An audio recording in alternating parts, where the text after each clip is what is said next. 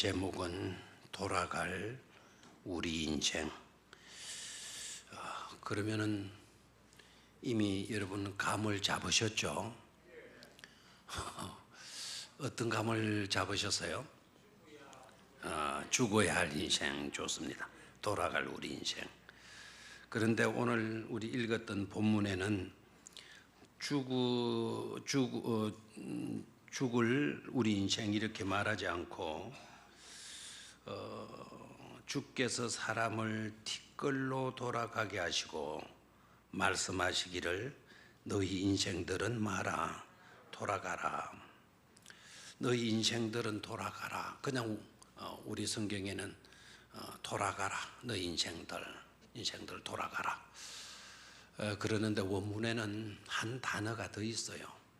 앞에 나와 있는 단어이라고 해서 우리 개역개정에서는 그 단어를 빠뜨려 버렸죠.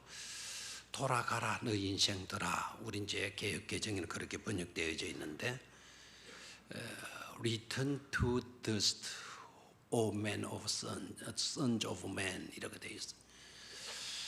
dust, 먼지로 돌아가라. 먼지로 돌아가라. 사람의 자녀들, 사람의 자식들, 쉽게 막 우리 쓰는 말로 하면 사람의 새끼들은 돌아가라. 어디로? 먼지로 돌아가라. 먼지로 돌아가라. 사실 우리가 돌아가라 명령하지 않아도 자동적으로 막이 되어져 있죠. 돌아가게 되어져 있어요. 그런데도 명령형으로 돌아가라. 너희 인생들은 한갓 티끌에 지나지 않고 아침에 돋는 풀과 같다. 풀은 아침에 꽃이 피어 자라다가 저녁에 고만 뭐 해버린다? 시들어 버리고 만다. 또 5절을 보면은요. 주께서 그들을 홍수처럼 썰어 가시나이다. 그들은 잠깐 자는 것 같으며.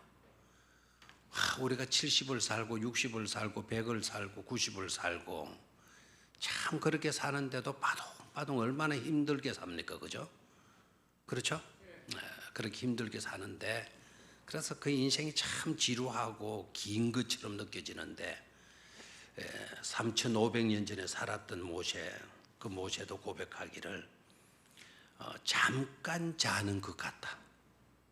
그러나 여러분 90을 살아도 사실 그의 삶은 많은 것 같아요. 잠깐 자는 것. 나 살짝 잠들었던 것 같아. 그렇게 되는 게 그게 우리 인생이는. 잠깐 자는 것 같았는데 벌써 내가 다 산 거예요. 재미가 없어요.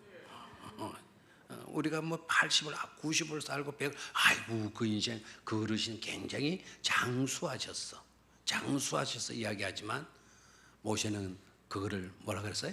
잠깐 자다가 깬 인생으로 그렇게 말씀을 하고 있습니다. 그래서 계속 죽음에 대한 설교를 하게 되는데 제가 저녁 식사를 하고 난 뒤에 커피 좀 조금 마시려고 또 우리 치사부 봉사하시는 분들 얼마나 고생이 많아요. 그럼 항상 수고하셨다고 인사들 많이 해주시고 또 형편이 되면 커피도 한 잔씩 또 아이스크림도 하나씩 이렇게 좀 대접도 하고 그러시면 좋겠어요. 그런데 거기에 우리 은찬이가 앉아 있어요. 은찬이가 뭘 좀 아는 거죠. 휴대폰에 뭘 만지고 있어가지고 너 요사이 책 많이 읽냐? 그러니까 저를 쳐다보지도 않고 그냥 막 읽고 있어요. 그래요. 그럼 어떤 책 근간에 무슨 책 읽었냐? 그러니까 책 제목도 모르고 그럼 생각해봐라. 그럼 저자는 아냐? 저자도 모르고 그러더니 지 휴대폰 뭐 게임을 했는지 모르겠는데 그 무슨 근색을 하더니 이 책을 읽었어요 하고 이제 휴대폰으로 검색해가지고 저한테 보여줘요. 제가 깜짝 놀랐어요. 네가 진짜 이거 읽었냐? 읽었다는 거예요. 바로 이 책입니다. 데스라고 하는 책인데 죽음이란 무엇인가?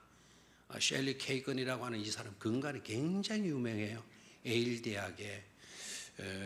대학에서 몇 년간을 지금 죽음에 대한 가르침을 해오고 있는 거 아니까 17년 동안 에일 대학에서 죽음에 대한 죽음학 사나톨로지라고 이 죽음학을 강의를 아주 17년이구나. 에일대 17년 연속 최고의 강의했던 내용을 여기다 적어 놓은 건데 제가 지금 죽음학 강의하면서 이 책을 제가 읽었거든요. 이걸 읽었다는 거예요. 얼마나 내가 충격을 받고 놀라는지. 그래서 저거 부모 다 불렀어요. 다 불러가지고 너가 아들이 이런 거 읽었다는 거 너가 아냐? 그런데 왜 입 닫고 가만히 있냐? 이렇게 장한 아들을 두었으면 이게 기뻐가지고 좀 커피라도 한 잔 사고 그래야 될 거 아닙니까? 제가 깜짝 놀랐어요. 이 사람은 강의를 또 특이하게 청바지에다가 와이셔츠 그냥 입고 그 교수들이 그 쓰는 탁자 위에 올라가고 책상 위에 올라가서 쪼그려 앉아가지고 뭐 다리를 꽈다가 양반질에다가 쭉 버렸다가 다리를 하나 뒤로 올렸다가 강의를 그렇게 해요. 우리나라 같으면 난리 나겠죠. 그런데 그쪽에는 그런 게 하나. 그래서 책상 위에 교수, 책상에 올라가가지고 강의를 그렇다 앉아가지고 또 쪼그려 앉아가지고도 하고. 그래서 아주 유명한 셸리 케이컨이라고 하는 이분 검색해봐요. 이 책 대단한 책이고 17년 동안 죽음학에 대한 1인자로 지금 대우를 받고 있죠. 이런 책을 읽었다는 제가 감격했어요. 자, 오늘 저녁에는요 그림들을 좀 봐가면서 과연 우리가 늙어진다라는 게 뭐냐? 꼭 늙어야만 죽는 거냐? 늙어진다라는 것이 회의적인 것이냐? 우리는 늙는다는 것을 굉장히 안 좋게 생각하죠. 그런데 꼭 늙어진다라는 것이 그와 같은 비관적인 것인가? 우리가 비관하고 씁쓸하게 여기고 회의적인 그런 생각들을 가져야 되는가? 죽음에 대해서, 늙어간다는 것에 대해서. 그렇지를 않다라는 거예요. 늙음으로써 여러분 좋은 것들이 있죠. 늙어짐으로 좋은 것들이 있어요. 그거를 세계적인 명화들을 명화 영화 말고 명그림, 유명한 그림들을 봐가면서 조금 같이 생각해 보도록 하겠습니다. 먼저 신중함의 우위화라고 하는 이 티치아노의 그림인데요. 이 그림도 또 굉장히 유명한 그림이죠. 티치아노의 신중함의 우위화, 알레고리라는 거죠. 우위화, 알레고리. 안 뜹니까? 예. 자, 저 그림을 좀 보시기를 바라는데 참 안타까운 건 우리 이게 지금 옛날 구식이라서 어느 분이 저한테 와서 백령교회 교회는 참 좋고 다들 성도님도 많고 그런데 이게 아닙니다라고 몇 번 지적을 해요. 화면이 굉장히 우리 찬양대는 오늘 하일은 복을 받아서 저걸 보시면 선명하게 잘 나오고 있죠. 위에 세 분의 사람들이 그려져 있고 밑에는 세 짐승들이 들어있죠. 아니면 이걸 다 꺼버려요. 스포터도 꺼버리면 되겠네. 저를 쳐다보지 말고 지금 오늘 저녁 그림을 좀 많이 볼 거니까요. 그림을 보시면 돼요. 스포트라이트. 좀 보입니까 이제? 뒤에 그림 보입니까? 아이고 아직도 감을 못 잡나요? 이제 좀 보입니까? 앞에 서치. 이제 좀 낫습니까? 예. 세 분의 그림이 있어요. 청소년 시대의 그림, 그 다음에 중년의 검은 턱수염난 그림, 그리고 저쪽이 세 번째는 늙은 노인의 그림이에요.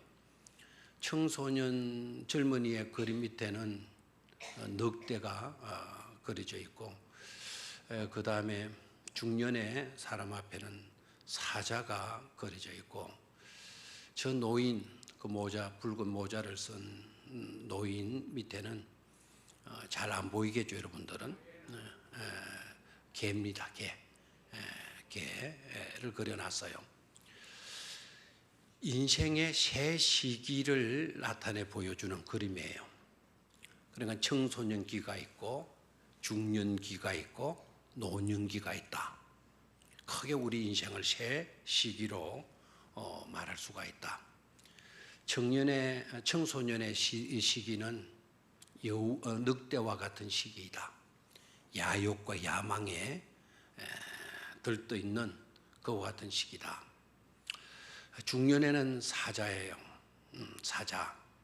사자는 멀리를 바라보죠. 관조해요. 관조. 멀리 보고 넓게 봐요. 그리고 저 사자는 지 새끼 보고 지 새끼 잡아먹으러 달려가지 않죠. 지 배가 부르면은 절대로 옆에 토끼가 있고 사슴이 있고 해도 해칩니까? 안 해칩니까? 안 해치는 거예요. 자기의 만족이 이루어지게 되면은 남을 해치거나 하지 않아요. 그 사나운 맹수이지만은 그렇게 하지 않아요. 그래서 멀리 바라보고 넓게 바라보는 그런 시기가 된다라는 거예요. 중년의 때가 되면은. 그러니까 막 물불을 가리지 않던 늑대 시대에서 이제는 멀리 관조를 하는 그런 시기로 가게 된다. 그러다가 이제 세월이 흐르게 되면 뭐가 되죠? 늙은이가 되죠. 그렇죠? 늙은이가 되게 되면 뭐같이 된다? 개같이 된다. 저 개는 똥개가 아닙니다. 저 개는 서양 사람이 그렸기 때문에요. 서양에서 가장 영리하고 뛰어난 개를 그려놨어요. 저런 개는 아주 품질 좋은 개는 짖어야 할 때와 짖지 말아야 될 때를 알죠. 저 사람은 짖어야 할 사람인지 짖어서는 안 될 사람인지 구분할 줄 아는 게 좋은 개예요. 좋은 개. 똥개의 특징은 뭐죠? 대나 깨나 지나 깨나 짖는 거예요. 저 똥개는 누구를 봐도 짖어요. 자기 주인을 봐도 짖어요. 그런데 저 개는 짖어야 할 때와 짖지 말아야 될 때, 나서야 될 때와 나서지 말아야 될 때를 구분할 수 있는 그런 지혜를 얻게 된다라는 거예요. 그래서 저 그림은요, 사람 세 시기의 인생을 그려놨구나 그런 뜻이 아니고, 늙어진다라는 것의 의미가 뭐냐? 늙어진다라는 것은 관조할 수 있다라는 것이다. 넓게 보고 멀리 볼 수 있는 것이다.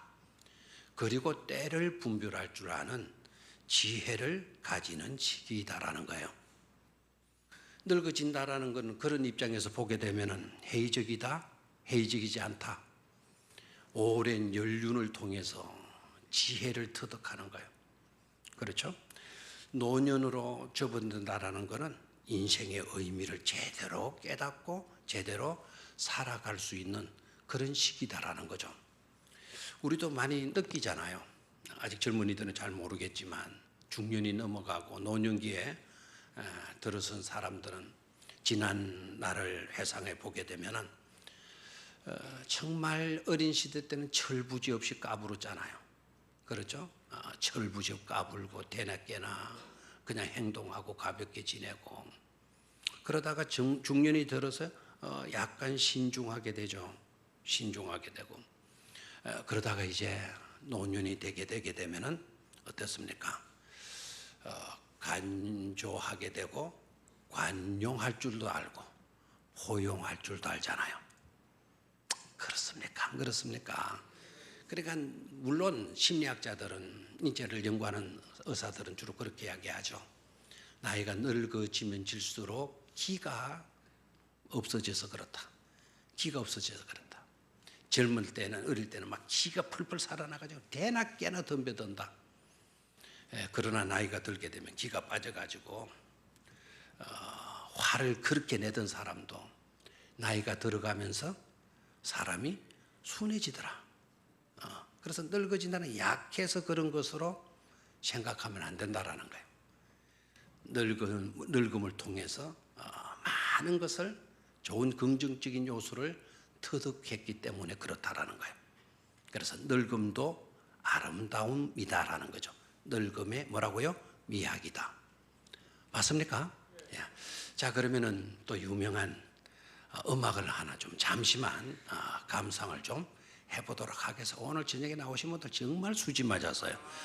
뭐 유명한 그림도 보게 되죠. 그 다음에 음악도 듣게 되죠. 자, 음악을 한번 들어보시죠. 아까 저 그림은 아까 그 신중함의 우위하, 나이가 들어갈수록 신중해진다. 관조하게 되고 포용하게 되고, 그렇죠? 이해하게 되고 여유를 갖게 되어진다라고 하는 그런 그림, 메시지를 가진 그림이에요. 자, 음악 한번 들어보죠. 자, 이 음악이 누구의 음악이고 또 이 음악의 제목이 뭔지를.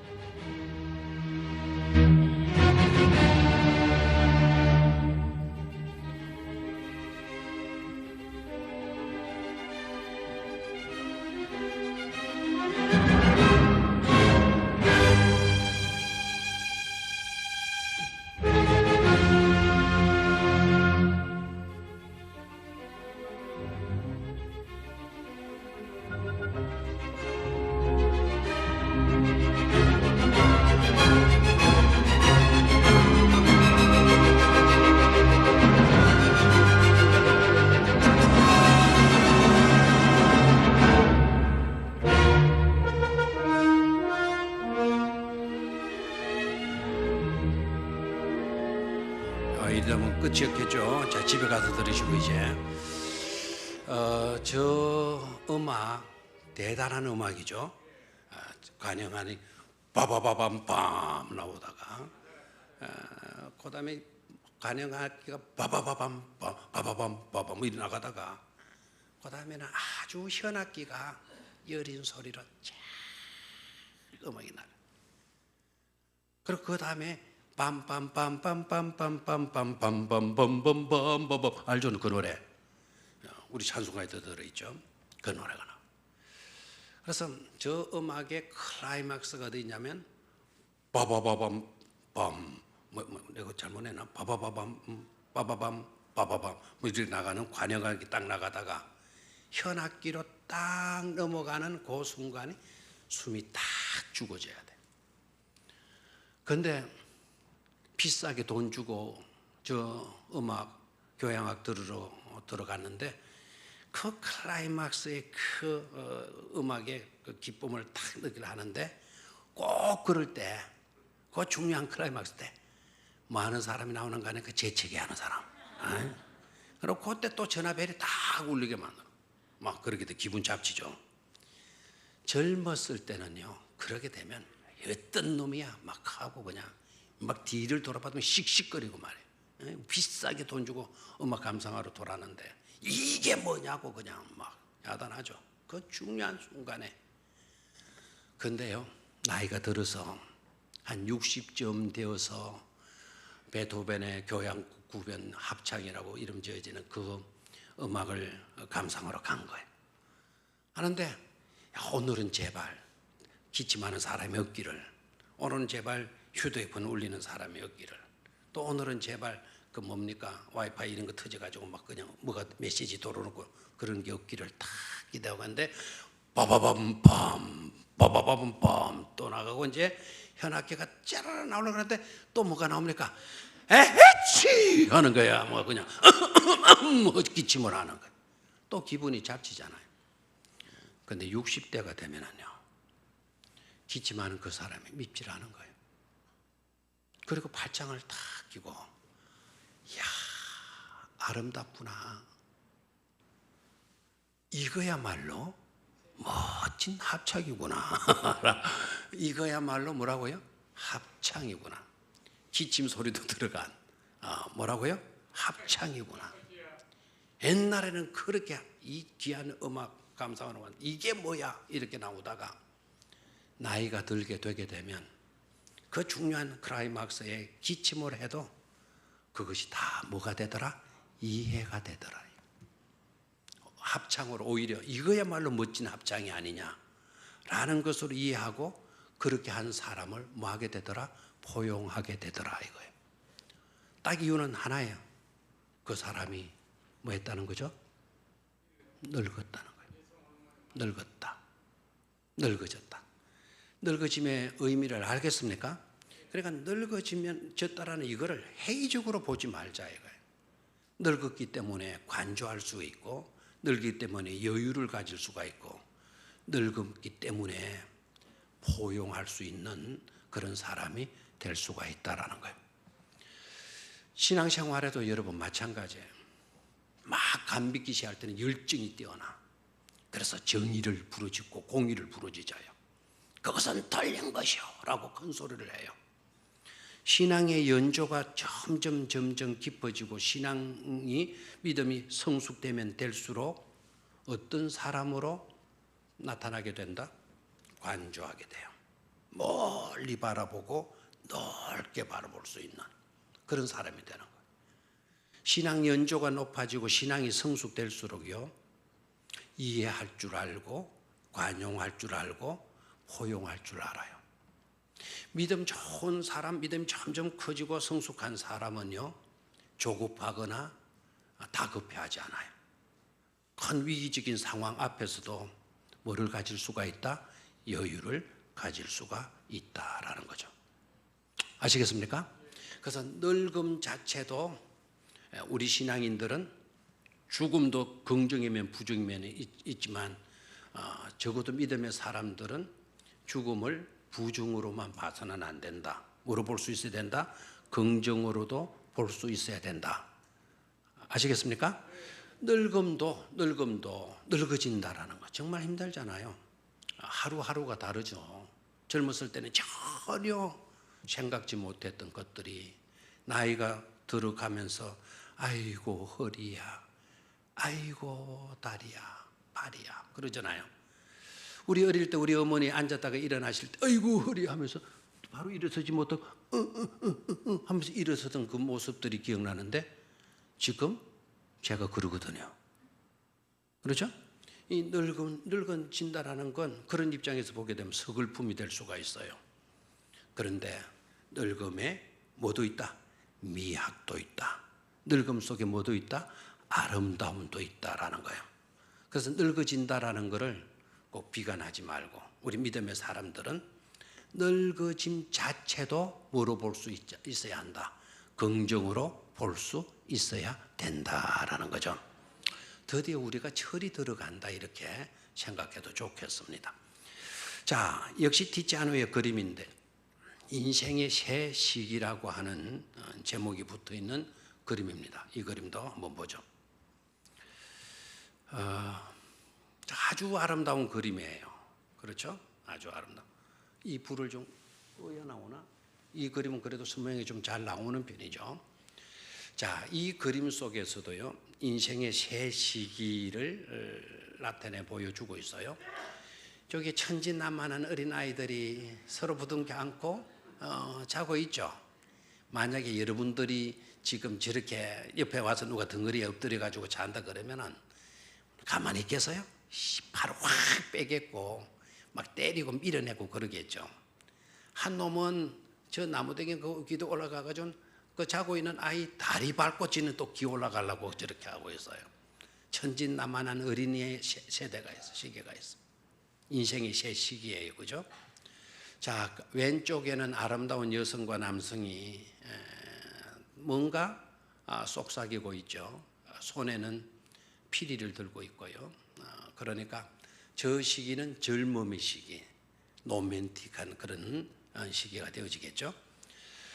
그리고 저 그림 저 뒤편에 쭈그리고 앉아 있는 한 분이 있어요. 할아버지가 저 뒤에 앉아 있어요. 자, 이 그림 우리 오늘 학생들도 왔죠. 이 그림의 특징이 뭐냐면은 한 4, 5년 전인가 연세대학의 논술 시험에 처음으로 이 그림을 애들한테 나눠주고 그리고 이 그림에 대해서 논하라. 논술 시험 문제로 간 거예요. 그런데 저 그림을 아주 획기적으로 다른 대학에서는 생각도 못하는 것으로 저 그림을 시험 문제로 입학 시험 문제로 출제를 한 거예요. 근데 연세대학이 저 그림을 획기적으로 출제를 해놓고는 실수를 했어요. 약 1000여 명 뽑는데 지원 학생들은 수만 명 왔거든요. 18,000명 정도 왔거든요. 그러니까 1000명 뽑는데 18,000명 정도 왔으니까. 그러니까 저 그림을 아이들한테 한 장씩 다 나눠줘야 될 거 아닙니까? 그러니까 18,000명 인쇄를 하는 거 돈이 만만치 않은 거예요. 그래서 저거를 복사를 해버렸어요. 흑백 복사로. 흑백 복사를 해가지고 아이들한테 나눠주고 이 그림에 대해서 논하라라는 그런 질문을 줬어요. 그랬더니 이제 흑백으로 저 그림 흑백으로 되어졌다 생각해봐요. 어떻게 했어요? 그리고 이제 채점을 하는데 한 교수가 채점을 하는데 막 그냥 덜정이 없었던 거예요. 한 학생이 그 그림을 보고 이제 그 논술을 했는데 저 뒤에 할아버지가 앉아가지고 그 땅에 앉아가지고 감자를 먹고 있다. 큰 감자를 먹고 있다. 그렇게 했어요. 그러니까 교수가 당황할 수밖에 없죠. 저 할아버지가 들고 있는 것이 저게 감자가 아니고 저게 해골입니다. 해골이에요. 해골, 사람의 머리. 그래서 저 할아버지는 해골을 들고 이제 자기의 죽음을 생각하는 거죠. 그래서 늙어서 이제 나도 죽으면 이런 꼴이 되겠지라고 이제 하고 이제 늙음의 노년의 시기를 이제 저렇게 그림을 그렸어요. 그런데 저게 흑백이다 보니까 저게 그 학생 눈에는 뭘로 보였던 거죠? 큰 감자로 보였던 거예요. 할아버지가 땅에 앉아서 큰 감자를 먹다 이런 식으로. 그래서 선생님이 교수가 충격을 받았죠. 그래서 옆에 있는 교수에게 저 이야기를 했대요. 그랬더니 옆에 있는 교수가 이쪽 교수 보고 아이고 그것은 아무것도 아닙니다. 이거 보세요. 하고 이제 자기가 채점하는데 자기 시험지를 낸 그 학생의 이야기를 봐. 이쪽 교수가 떡 들여다보니까 아까 그 그림에 젊은이들의 그 사랑, 로맨스의 장면, 저 그림을 딱 보고는 이렇게 말을 했대요. 아리따운 여성이 남자의 가슴에 빨대를 꼽아서 피를 빨아먹고 있다. 이렇게 했다라는 거예요. 이게 대실수를 한 거죠. 흑백으로 해놨으니까 제대로 구분이 되어졌겠습니까? 자, 이것도 티치아노의 그림인데요. 자세히 보면 저게 진짜 가슴에 빨대 꼽아가지고 피를 빨아먹는 것 같은 그런 느낌을 받을 수 있는 그림입니다. 이 티치아노의 유명한 그림인데 여기에서 티치아노는 우리에게 주고자 하는 메시지가 있어요. 어린아이 때 천진난만하고 젊은이 때 사랑을 나누게 되고 사랑을 속삭이게 되고 늙어서는 저쪽 뒤쪽에 앉아가지고 뭐를 들여본다? 해골을 들여본다. 그런데 이 그림은 그렇게만 읽고 끝나면 안 된다는 거죠. 중요한 것은 할아버지 때만 죽음이 있는 것이 아니죠. 그렇죠?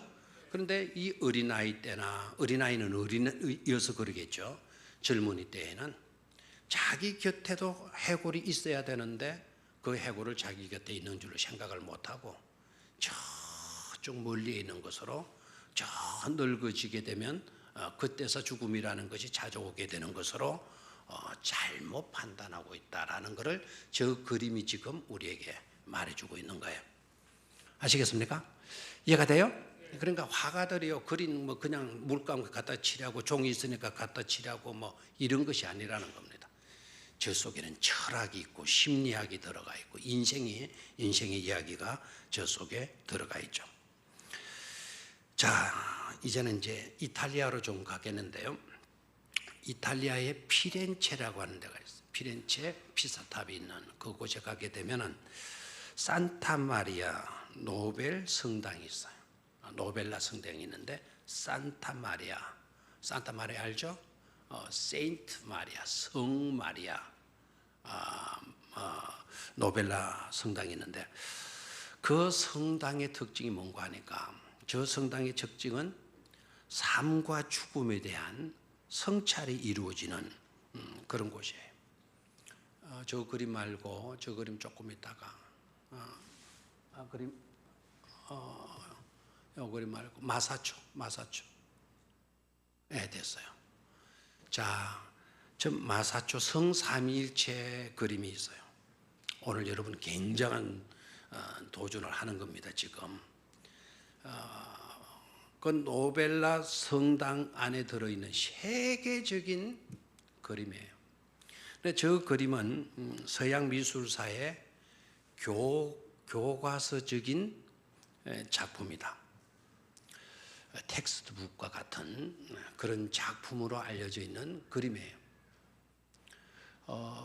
저기에 그 특징이 저거는 평면의 그림이죠, 그죠? 평면의 그림인데 얼마나 원근법이 잘 적용이 되어졌는지 저 그림을 보면 종이에 그린 그림으로 보지 않고 실제적으로 저런 통로가 있고 돔이 있고 쏙 그물이 들어가 있는 철저한 원근법이 완벽하게 그 실제 건축 속에서 나타내 보인 것으로도 유명한 그림이라고 그래.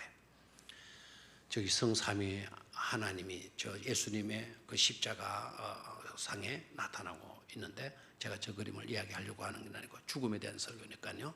자, 밑부분으로 좀 내려가도록 하겠어요. 자, 저 그림 그 밑에 보게 되면 저런 것이 있어요. 가만히 들여다 보면은 뭐죠? 해골이죠. 사람의 뼈다귀 해골이 놓여져 있어요. 그 위에 라틴어가 기록되어져 있는데 저기에 기록되어져 있는 라틴어의 뜻이 뭔가 하니까 라틴어의 뜻이 뭔가 하니까 나도 한때는 당신과 같은 모습이었다. 저 죽어 있는 사람이 이제 했던 말을 올려놔. 나도 한때는 당신과 같은 그런 모습이었다. 당신도 미래에는 지금 내 모습처럼 될 것이다. 그러니까 이제 저기 가면 너 자신을 좀 성찰해 보라는 거죠. 너 자신을 성찰해 보라. 오늘 네가 예쁘장 얼굴 가지고 좋은 피부 가지고 거기다가 똑똑거리고 또 여자들 같으면은 여기에 갖다가 그 연지를 바르고 여기는 연지가 있지 립스틱 그걸 바르고 또 눈썹에 또 바르고 또 눈썹과 그 눈두불 사이에 또 뭐 섀도우든가 이렇게 또 바르고 막 그렇게 아름답게 꾸미지만은 나도 한때는 그랬었어. 나도 한때도 그랬었어. 예뻐지려고 립스틱도 바르고 귀걸이도 달고 한때 나도 그랬었어. 그런데 너 알아야 돼. 언젠가는 너도 지금 내 모습처럼 말게 될 거다. 내 모습처럼 될 것이다. 이 말은 무슨 말이죠? 죽는다라는 거예요. 죽는다. 죽게 되면 우리가 모두가 다 어떻게 되죠? 죽게 되는 거예요. 그런데 저 그림을 저 글을 왜 십자가 아래 갖다 놨겠어요? 저 십자가 아까 그 그림이 있었죠? 아까 전체를 한번 볼까요? 저 그림에 저 십자가 그렸죠? 예수님 십자가에 달리신 내용 그렇죠? 그 밑에 바로 저 글씨가 우리 확대해서 본 거예요. 왜 저거를 저기에다 놨어요? 우리는 한때는 나도 지금 네 모습과 같았어. 나도 한때는 그랬었어. 그러나 너 알아. 조만간에 너 앞으로 너도 지금 내 모습처럼 될 것이다.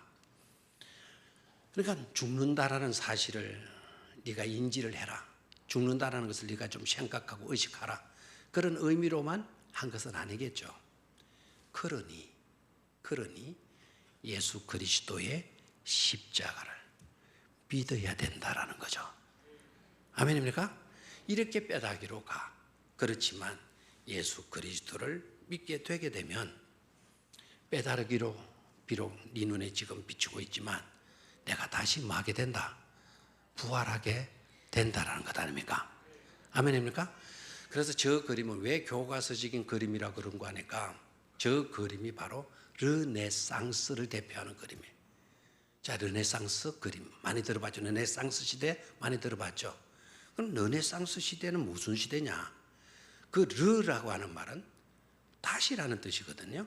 데상스 데상스라는 말은 탄생한다라는 거예요. 다시 탄생한다. 다시 출발한다. 그것은 곧 뭐죠? 부활 아닙니까? 부활. 아멘입니까?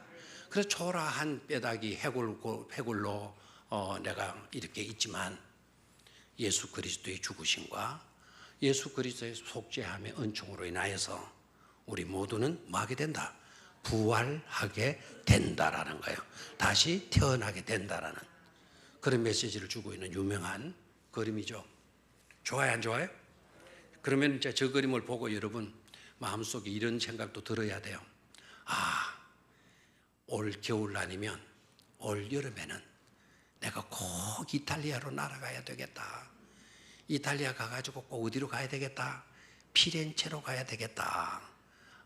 피렌체로 가서 저 성당에 가서 내가 다른 것 못 보고 저것만 보고 와도 본전 뽑고도 남겠다.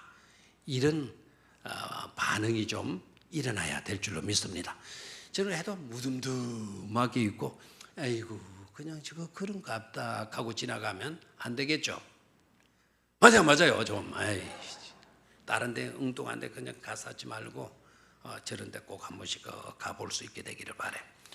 자, 시간이 없으니까요. 이제 좀 까르바조라고 하는 화가에게로 가겠는데요. 까르바조라고 하는 화가에게 가기 전에 아까 늙어지게 되고 우리가 우리의 인생을 깨닫게 되게 되면은 아까 늙음의 미학 세 가지를 이야기했죠. 하나 뭐라고 했나요? 늙어짐의 미학 관조하게 된다 그랬죠. 두 번째는 뭐라 그랬죠? 늙어짐의 미학 여유를 갖게 된다 그랬죠. 여유로워진다. 세 번째는 뭐죠? 포용하게 된다. 이해하게 되고 다 품게 된다라는 거예요. 옛날 같으면 그래서 되겠어요 하다가 늙어지게 되면 그럴 수도 있어. 왜요? 살다 보니까 그럴 수 있었으니까. 또 자기도 그런 실수를 하게 되니까 그러니까 다 포용하게 되는 거예요. 이게 늙음은 부정적인 것만 있는 게 아니고 늙음 속에서도 뭐가 있다? 아름다움이 있다. 반응을 좀 보여주세요. 뭐가 있다? 아름다움이 있다. 아름다움이 있다. 맞습니까? 그리고 우리가 또 성숙하게 되게 되면은요 인내심이 강해지죠. 뭐 하게 돼요? 잘 참게 되게 되는 거예요. 자, 소크라테스로 가겠는데 낮에 우리 소크라테스 이야기했는데 소크라테스를 여러분 어떻게 생각하죠? 세계적인 철학자죠, 그죠? 4대 성인을 뽑는데 그걸 물론 예수님을 거기에 넣어놨다고 우리는 좀 불만이지만은 이 세상에 살았던 인류 가운데 정말 잘 사는 인생들 4사람 꼽을 때 그 중에 한 사람 들어가는 사람이 누구죠? 소크라테스 아닙니까? 그래서 소크라테스 우습게 여기면 안 돼요. 소크라테스의 특징적인 요소가 뭔 줄 아십니까? 소크라테스의 아내는 아까 낮에 우리 소크라테스 이야기했죠. 너 자신을 돌보아라. 실제적으로 그건 굉장한 메시지예요. 나 자신을 돌볼 줄 알아야 되고 타인도 돌볼 줄 아는 그런 우리가 되어야 되는 거죠. 그것만큼 중요한 것이 없다라는 거예요. 그렇게 잘 돌보는 삶을 살게 되게 되면 값진 인생이 된다는 것 아닙니까? 근데 이제 소크라테스의 유명한 또 한 가지 일이 바로 뭔가 하니까 소크라테스 아내 크산티아 이 여자가 어떤 여자다? 악처로 되어 있죠. 소크라테스의 부인은 뭐다? 악처 크산티비라고 하는 이 여성 정말 악질 같은 여자 같아요. 그런데 아셔야 합니다. 하나님은 악질 같은 부인을 통해서도 하나님은 역사하신다라는 거예요. 그런데 위대한 철학자가 나오려고 하면은 절대로 부인이 현모 양처가 되면 안 된다라는 거예요. 그러니까 여러분 악처 기질을 가지고 있는 사람 희망을 가지십시오. 여러분의 남편이 철학가가 될 확률이 굉장히 높으니까. 톨스토이도 있죠. 톨스토이 여러분 톨스토이 알아요? 톨스토이도 여러분 세계적인 문학가 아닙니까? 톨스토이의 부인 톨스토이의 부인도 정말 악취입니다. 톨스토이는 16살 연하의 아가씨와 결혼을 해요. 16살 연하. 16살은 작은 나이 차이가 아니죠, 그죠?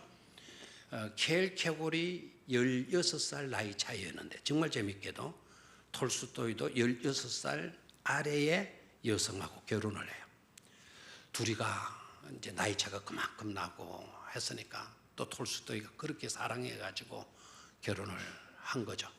그래서 두 사람은 팥뿌리가 잘못됐죠. 검은 머리가 팥뿌리가 되도록 싸웠대요.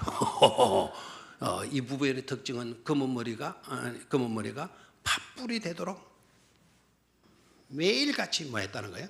싸웠다는 거예요. 그렇게 부인이 매일같이 싸우고 했는데도 부인과 팥뿌리가 되도록 두고두고 싸운 부부가 되었어도 그 사라에 13명의 자녀가 나요. 13명. 그 13명의 자녀들이 여기저기서 다 유명하게 잘 돼가지고 잘 살아가고 있어요. 톨스토이가 그런 문학 작품을 쓸 수 있었던 거는 역시 16살 연하의 여인과 뭐 했기 때문이다? 결혼했기 때문이다. 소크라테스의 부인 때문에, 그 악질적인 그 부인 때문에 철학가 소크라테스가 탄생이 되었다면, 날이면 날마다 부부싸움으로 일관했던 톨스토이 아내 때문에 톨스토이는 세계적인 문호가 되죠. 문학 작가가 되어지죠. 그렇죠? 그러니까 꼭 부인과 사이가 나쁘다고 해서 이혼하고 그러지 마세요. 싸우더라도 계속해서 사셔야 돼요. 사시게 되면 여러분들이 문학가가 되고 시인이 될 수 있다라는 거죠. 자, 소크라테스 그 부인과 소크라테스의 이 재미나는 장면을 한번 보죠. 이 그림도 여러분 굉장히 또 재미있는 그림이 될 거예요. 자, 저기에 뭐가 있죠? 저 못생긴 저 사람이 소크라테스예요. 그래서 소크라테스의 이제 저 시대를 좀 알아야 되는데, 소크라테스 시대는요, 황금 시대와 육체 본능 전성 시대예요. 그래서 저 때부터 남자들이요, 시스팩을 만들어야 여성들한테 인기가 좋은 거예요. 근육질이 막 뛰어나야 여성들이 좋아하는 거예요. 그리고 돈도 있고 황금 시대였기 때문에, 그 다음에 돈도 있으니까 사람들이 이제 저런 미적인 것을, 육체적인 그런 미를 가지고 그 힘 있는 그런 것들이 많이 나오죠. 그런 시대 때 태어난 사람이 소크라테스인데, 그러니까 세기의 왕따가 될 수밖에 없는 소크라테스. 그런 시대에 너무너무 못생긴 사람은 태어났거든. 저기 듣고 있고 앉아 있는 사람이 바로 누군 줄 알아요? 저분이 바로 소크라테스. 가장 불행하게 태어나서는 안 될 시대에 그가 태어난 거예요. 그래서 그는 이제 철학가가 되어지는데, 그 뒤에 젊은 여성이 있고 또 창문 안에 한 여성이 있죠. 그렇죠? 창문 안에 여성이 소크라테스한테 물을 붓고 있죠. 물을 붓고 있는데, 아셔야 될 거는 저 물이 주전자에 들어있는 물이 아니고, 물통에 들어있는 물이 아니라 바로 요강입니다. 요강에 든 물을, 그러니까 오물이죠. 그 오물을 누구의 머리에 부어요? 소크라테스 머리에 붓는 거예요. 그러니까 소크라테스 저 안에 있는 분이 바로 크산티나입니다. 소크라테스 아내입니다. 아내가 잔소리하고 막 잔소리해도 소크라테스가 들은 충만충하니까 막 붓다고 나가지고는 방 안에 들어가지고는 요강을 들어가지고는 갖다가 푼 거예요. 소크라테스가 저 요강을 붓고 있으면은 벌떡 일어나가지고 이게 뭐야 하고 막 그냥 야단을 치고 화도 내고 그래야 되지 않아요. 그렇죠? 근데 저기 제자들은 안 나와 있는데, 제자들이 보는 게 가슴이 철렁할 일이죠. 그래서 소크라테스가 아이고 이제 저 양반도 화를 내게 되겠구나, 막 난리가 나겠구나, 집안 사람 멋지게 나겠구나, 막 깨지고 부서지고 하겠구나 생각했는데, 태연하게 오줌을 붓거나 말거나 그냥 태연하게 그대로 앉아있고 그걸 스케치한 거예요. 그래서 제자한테 물었어요. 어떻게 당신은 이럴 수가 있냐? 화도 안 나느냐? 당신은 인간도 아닌 건 아니냐? 사람은 어떻게 저렇게 하는데도 화도 한 번 안 내느냐고, 인상도 한 번 찌푸리지 않느냐고. 그러니까 그때 소크라테스가 한 말, 이보게들 천둥이 쳤으니 비가 오는 건 당연하지 않겠어 했다는 이야기. 막 제제제제제제라고 막 떠드는 거죠. 막 잔소리 해서 하다가 안 되니까 막 여자가 나오고 요강 가지고 갖다 부는 거야. 소크라테스, 천둥이 쳤으니 뭐가 오는 게 당연하지 않겠나? 비가 오는 것이 당연하지 않겠나? 뭐죠? 역시 철학가죠. 철학가 중에서 유명한 최고의 철학가라고 말할 수 있죠. 우리 같으면 어떻게 돼? 난리했겠죠. 아니면 뭐 부인하고 싸워서 뭐 득될 것도 없고 손해 볼 것 같으면 피신해서 도망이라도 가야 되잖아요. 방 안에 있으니까 조금은 뭐 자리 옮겨도 자기 머리에 오물 못 붙지 않겠습니까? 그러나 참아내는 거예요. 참아내는 거예요. 그 여유 아닙니까? 성숙한 사람들에게서만 보일 수 있는. 우리 믿음을 가진 우리들, 믿음을 가졌다 하지만 우리 어때요? 조금만 있으면 빡빡 터지죠. 마치도 철학가의 부인, 그 소크라테스의 부인 모양처럼 성숙되지 못한 맛이 얼마나 많은지 몰라요.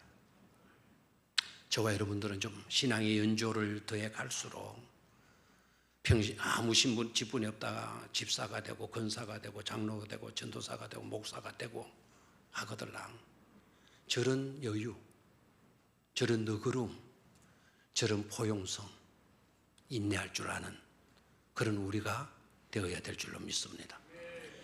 자, 그림만 봐서는 또 안 되겠죠. 그림 중에 유명한 그 그림으로 한번 가보겠어요. 예수님의 그림으로 가보죠. 예수님의 그림. 자, 저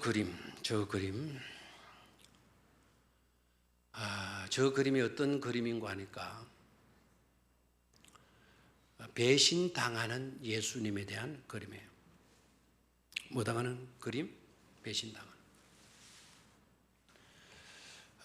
까라바조라고 하는 화가가 그린 그림인데, 자, 예수님이 붉은 옷을 입고 있고 그 옆에 한 사람이 예수님의 얼굴에 뭐라 하죠? 입을 맞추는 거예요. 그럼 저 사람이 누구라는 걸 알 수가 있죠? 가룟 유다라는 걸 알 수 있겠죠. 그 옆에 로마 병정들이 있고, 저 광경을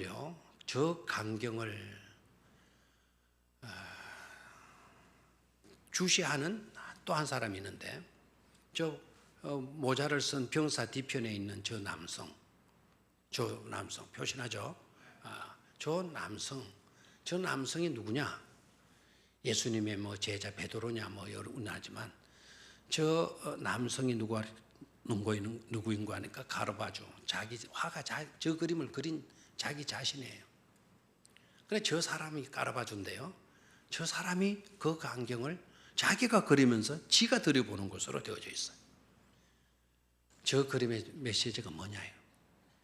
제자로부터 배신당하는 그 순간에 예수의 모습이 어떠하나? 예수의 반응, 태도가 어떠하냐? 이게 궁금했던 거예요. 그래서 이 사람이 뒤꿈치를 들고 그 병사 사이로 하는 거예요. 그리고 저 그림을 통해서 까르바조 지가 그 이야기를 하고 싶었던 게 있죠. 자, 저 그림에서요 정말 놓치지 말아야 될 것이 있어요. 저 예수님 앞에 나와 있는 깍지 낀 손을 보죠. 뭐를 봐요? 깍지 낀 손이 보여요? 저 손이 누구의 손인고 하니까 예수님의 손이에요. 카라바조가 저 그림을 통해서 우리에게 주고자 한 메시지가 바로 뭔가 하니까 예수님의 깍지신 손이에요. 왜 예수님께서 깍지 손을 끼고 있냐? 참느라고. 뭐 하라고요? 참느라고. 제자로부터 배신당하는 그것처럼 억울하고 그것처럼 가슴 아픈 일이 어디 있겠어요. 예수님이 그 배신, 제자로부터 배신을 당하면서 그래도 꾹 참고 계시는 그 예수. 가라바주가 그 참고 있는 예수의 모습에서 감동을 먹는 거예요. 감동을. 우리 같으면 어떻겠어? 기싸대기를 때리거나 너 이놈 뭐 이렇게 나올 수도 있고, 네가 임마 감히 나한테 이렇게 해? 나를 팔려고 네가 덤벼들어 임마? 뭐 얼마든지. 근데 깔아봐줘. 성경을 읽으면서 딱 그려지는 예수. 그 모든 모욕과 수치, 배신당함에 억울함 이런 것들을 다 하고 있죠. 참아내죠. 그래서 예수는 우리의 메시아이시다. 우리의 메시아가 아니고서는 저 수모를 겪고 그냥 있지 못했을 거다. 예수도 우리와 똑같은 인성을 가졌기 때문에 그거를 억누르려고 손깍지를 탁 그 어떤 것으로도 떼낼 수 없는 그런 그림으로 그린 거예요. 의미가 있어요, 없어요? 의미가 있어요, 없어요? 있죠. 수모를 당하면, 배신을 당한 그런 일들 속에서. 배신도 모르는 사람한테 배신당하는 덜 억울해요. 가까운 친구한테 배신당하면 괴롭죠. 제자로부터, 자식으로부터 배신당했다. 이거는 견디기 어려운 거예요. 주님께서 저렇게 배신당하면서 참으신 것은 결국 누구 때문이다? 우리를 위해서인 줄로 믿습니까? 우리를 위해서다. 우리를 위해서다. 힘이 없어서 그런 게 아니죠. 모자라서 그런 것도 아니죠. 누구를 사랑해서 우리를 사랑하시기 때문에. 아멘입니까? 자, 그 다음 또 하나 보죠. 자, 이것도 역시 카라바조가 그린 그림인데 저 그림이 세계적으로 유명하죠. 에케호모라고 해서, 에케호모, 라틴어로 에케호모는, 호모는 인간이거든요. 이 사람을 보라라는 거예요. 이 사람을 보라. 그럼 이 사람은 바로 누구죠? 예수님이에요. 자, 수치를 당하고 이제 쇠고랑 차고 그 손발이 묶이고 머리에는 뭐를 쓰시고 가시관을 쓰시고 이제 십자가형 당하기 전에 그림에 됐습니까? 자, 오늘 여기까지 보겠는데요. 시간이 좀 지났네요.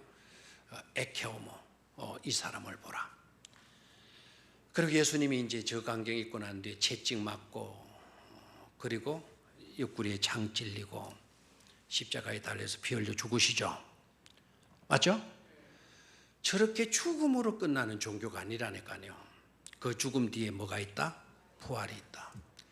저런 수모를 다 당하시면서까지 하시는데, 여러분 요한복음 20장으로 좀 가보시기를 바라요. 마지막 요한복음 20장 26절을 찾으시기를 바라요. 저렇게 억울한 일을 당하고 참 깊은 상처를 다 당했음에도 불구하고 예수님이요, 요한복음 20장 26절에 가서 보게 되면은요, 이렇게 되어져 있어요. 찾았습니까? 같이 읽습니다. 시작. 여드레를 지나서 제자들이 다시 집 안에 있을 때에 도마도 함께 있고 문들이 닫혔는데 예수께서 오사 가운데 서서 이르시되 너희에게 평강이 있을지어다. 그래서 저런 수모를 당하신,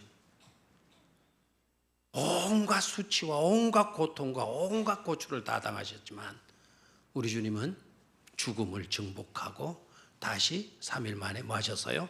부활하셔서 살아나시죠. 그렇죠? 우리는 보장된 죽음, 정복된 죽음 믿습니까? 우리는 보장된 죽음을 죽을 수 있는 거예요. 그 죽음은 정복되어져서, 정복된 죽음을 우리는 죽기 때문에 죽음에 대해서 우리는 부정적이 되어서는 안 돼요. 그게 눈여겨봐야 될 거는요, 여드레를 지나서 제자들이 다시 집안에 있을 때에 도마도 함께 있고 문들이 마였는데 닫혔는데 예수께서 오사 가운데 서서 이르시되, 여기서 이제 대조를 봐야 돼요. 문들은 닫혔는데 그 다 문을 꽁꽁 닫아놨는데 그 속에 누가 들어오셨죠? 예수님이. 그럼 부활하신 주님은 문이 닫게 되면은 문이 닫히면 못 들어오는데, 문이 다 닫았는데도 예수님 어디 안으로 들어왔어요? 방 안에 들어오셔가지고 그 제자들에게 입을 벌려 말씀하셔요. 너희 못쓸 인간들아, 이 실망스러운 제자들아, 나를 배신한 너희들아, 이렇게 말씀하지 아니하시고 너희에게 뭐가 있을지어다? 평강이 있을지어다. Peace be with you. 평화가 너희와 함께 있을지어다. 아멘입니까? 그렇게 억울한 일을 당하고 그렇게 쓰라린 고초의 십자가를 지시고 물 한 방울 피 한 방울 남기지 아니하고 다 쏟아부으시는 죽음을 당했으면서도 불구하고 제자들에게 탁 들어오셔서 하신 말씀이 뭐라고요? 너희에게 평강이 있을지어다. 거기에 문이 닫혔는데, 문들이 닫혔는데 라고 했을 때 그 닫혔는데 라고 하는 의미를 좀 생각해야 돼. 그냥 문을 닫았다. 상점 갔는데 상점 문이 닫혔더라. closed가 아닙니다. 그냥 닫았다의 의미가 closed가 아니고 locked예요. LOCKED입니다. locked. lock는 뭐죠? 아예 닫은 정도가 아니고 lock는 열쇠로 잠가버렸다라는 거예요. 이해가 됩니까? 그래, 잠가버린 그런 상태였지만 그 잠가놓으면 못해요. 예수님에게 그 잠겨진 꼭꼭 잠가놓은 그 방 안으로 들어가셔서 너희에게 뭐가 있을지어다? 평강이 있을지어다. 아멘입니까? 그분이 바로 누구이시다? 우리의 구주 예수 그리스도이신 것입니다. 그분이 다시 살아나셔서 오셔서 평강을 말씀해 주셔요. 그런 예수를 잘 믿으실 수 있어야 될 줄로 믿습니다. 그럼 죽음에서도 늙음에서도 우리는 평화로울 수가 있게 되는 것입니다. 그런 은총이 함께 하시기를 주의 이름으로 축원합니다. 아버지 하나님,